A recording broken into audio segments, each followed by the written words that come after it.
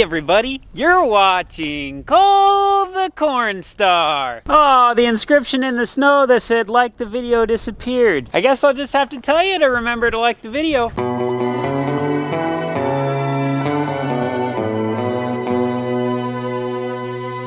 By the way, if you like my sunglasses, check out the link in the description and use the code that's also in the description and you can get 10% off. I'm just down here in the shop this morning, kind of running around a few of the pieces of equipment, trying to decide if anything needs to be done that we forgot. I do know we need to change the oil in the case, and I think the John Deere over here, I think everything's ready to roll on that, but just double checking. This morning I'm scouting out a few fields that we want to bring the excavator to next. The one that I'm currently at has a bunch of trees going right along the ditch here, and I don't know if there's any underground wires there. Also, there's a pipeline that runs through this field, so it's completely illegal for me to dig in this field without calling it in. So I need to get a hold of the dig number, get some tickets lined up for the next few fields that we want to go to. Now with the dig number people, it's kind of a hit or miss. You either get someone who's super nice or the complete opposite. So we'll see. Thank you for calling Iowa One Call. Iowa One Call is 7. How may I help you?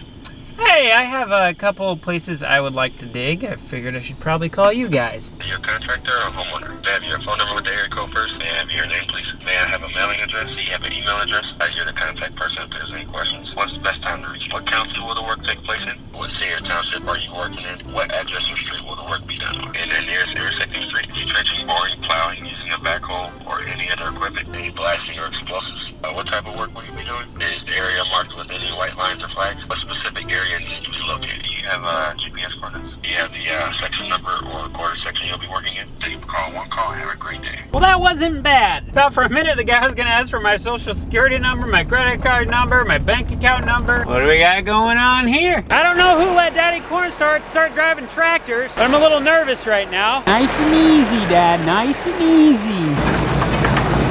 Oh, it looks like Cooper's bringing the old gal inside. Yes, that tractor is as loud as it sounds. Phone is absolutely ringing off the hook today. It's a tight fit, but it works. But Cole, I thought you guys ran no-till. What do you have a piece of tillage equipment doing in the shop? That's a good question. So we do no-till here on Cornstar Farms, but we do have one field where a neighbor spreads manure on it for us, so we like to incorporate that manure in. So we do use the real disc to incorporate that in. We also have another field that it was just taken out of the Conservation Reserve Program last year, and we worked it up in order for us to plant into it, and it was really rough. So we want to run the real disc over that so that we can smooth it out. First we'll go over it and see if there's any broken parts, like I'm already seeing a spring broke on this basket here. Then we'll go through, check bearings, grease everything, just check for cracks and just any wear or tear.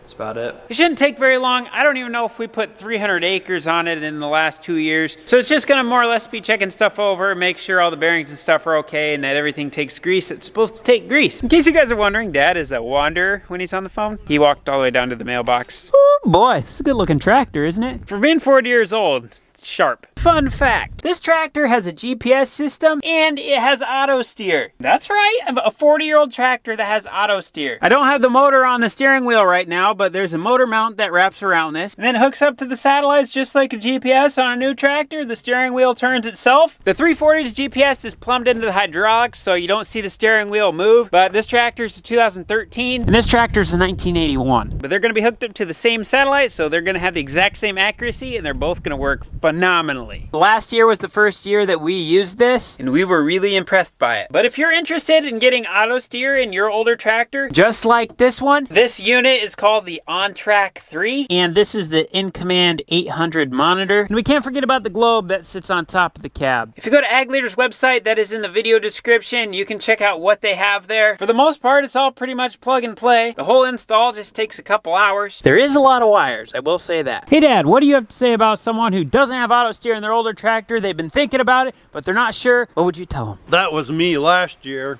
I thought it was actually kind of crazy. It's like, how hard is it to drive a tractor and use a marker? I'd say look into it and stuff. I ain't joking you one bit. You can come run my tractor with it in there. It was just so much nicer when the sun's in your eyes or it got dark or it was that right little haze. Auto steer just steered you straight. Last year we figured that was the best money that we spent on our farm because we honestly would not have gotten done planting had it not been for the auto steer system because we had to do all of our planting at night. The ground was so wet. When we put our marker down, it didn't even leave a mark. I'm not saying this just to try to plug AgLeader here. I'm saying this because this is an extremely helpful tool. If you saw someone trying to pound a nail in with a rock, wouldn't you tell them about a hammer? Well, I'm showing you guys the hammer. And it looks like Cooper's got Natalie's help. Are you nervous?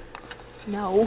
So what Natalie's doing right now is she's getting all this grass and stuff that got wrapped around the side of the bearing. If we leave that in there for too long, it will cause those bearings to wear prematurely. So like I said, this is the real disc. It's 35 feet wide. And the way it works is we have these front gangs that run at 0 degrees. And then in the middle, we have these chopping baskets. That's what I'm gonna call them because that's what they look like. And then behind the chopping baskets, we have a drag. And then behind the drag, we have our rolling baskets. This thing really does a phenomenal job. It leaves behind very small little chunks of dirt, gets a nice smooth level seed bed. This would be under the category of vertical tillage, so we're just dealing with the top little layer of soil. We're not doing any deep tillage. We're not trying to turn over black dirt. We're basically just knocking stuff down and making a good seed bed for our plants. Like I said, we don't use this very much, but when we have to use it, it's an extremely handy tool to have. Last night, I finally got done tearing out all the trees. Don't mind those 3 trees that are left there. They were on this little island that I couldn't get the excavator on, so I'll have to get those with the chainsaw. But I'm gonna head out to the excavator. I have to drive it about 1.5 miles down the road to the next farm. That thing only goes like 2.5 miles an hour, so I got a little bit of a road trip ahead of me. Okay, here we go. Oh, I forgot the key. Let's try this again. I need to get these 3 trees cleaned up, and then we're gonna move to the next field. Casually walking my tree.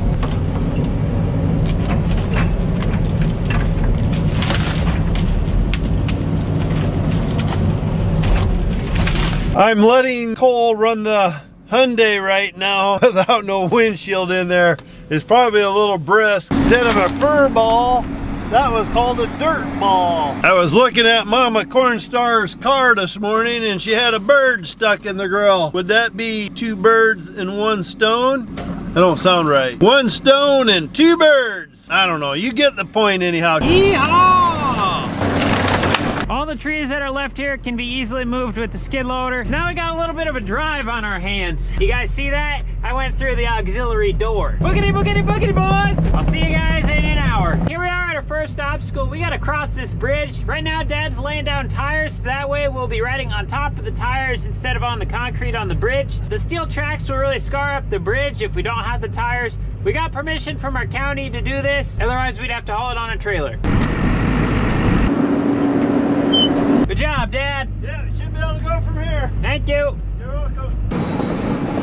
I'll be able to show you something right now. Some of you might not know what tile lines are. Going through our fields, we'll run like 6-inch tile, 4-inch tile, 8-inch tile. But these tiles, you run through the wet spots in the field. They're a tube that has all kinds of little holes in it. The water will run from the soil into the tile line. What we've been talking about, the old trees falling over, plugging up our tile lines. I'll show you what I'm meaning. Right down there, you can see a pipe coming out of the field. That pipe, there's a tile line that probably goes way up in that field, maybe even over in the next field, but then it takes that water down into the creek. So right now there's a lot of water moving through them tile lines. If that's plugged up from tree roots and things like that, then the water backs up in our field and makes giant wet spots, and it can stay wet all summer long, and it can ruin your crop in them areas, and it can take up big areas. The Hyundai is a road hog. We are really hoping this coming week we can get out in the field. We know lately it's been a lot of shop videos. Bear with us. Pretty soon we'll be running.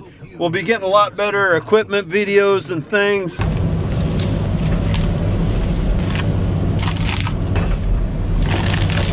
Either it smells like hot dogs right now, or I'm just hungry. Could be either or. There used to be an old fence line right here, and those trees were growing on the fence line. 2 years ago, I pulled out this fence. We own both sides of the fence, so now we can just smooth out this little ridge and we can farm through here. Just got everything greased, took a tire off, that was bad. I got a new tire.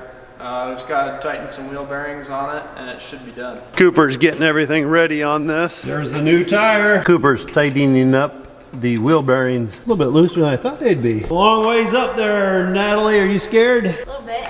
Need a parachute? Yep. Cooper's putting the hours and everything on. This old tractor here, it's a 1980 or 1981, and it's got 6,300 hours. Right now we're greasing up the tractor. Cole and Natalie are checking air pressure on the tires. I'm gonna crawl underneath. I gotta grease some stuff underneath. That's what we're doing. Correction on the names. I was just corrected. It's Cooper and Natalie are checking the air pressure and the oils and stuff on the tractor. They just got done changing the oil on the tractor. So first time I've ever messed up their names. Ooh. Mama Cornstar is making burgers for supper. No, huh? that's not what I said. What'd you say? I said she's making burgers. Yeah, that's what I said. It didn't sound like that. Oh. It sounded like you said boogers. Oh. Yeah. I ran out of fuel, so Dad came and got me. Looks like Cooper and Natalie are getting quite a bit done on the 4880 Massey, and I think the real disc is ready to go. Okay, Neva, jump into this glass of water. 1, 2. Neva, Okay. jump. Okay. I can't believe Neva jumped off of that. That was like 14 feet. Was it scary? A little bit. It's supper time.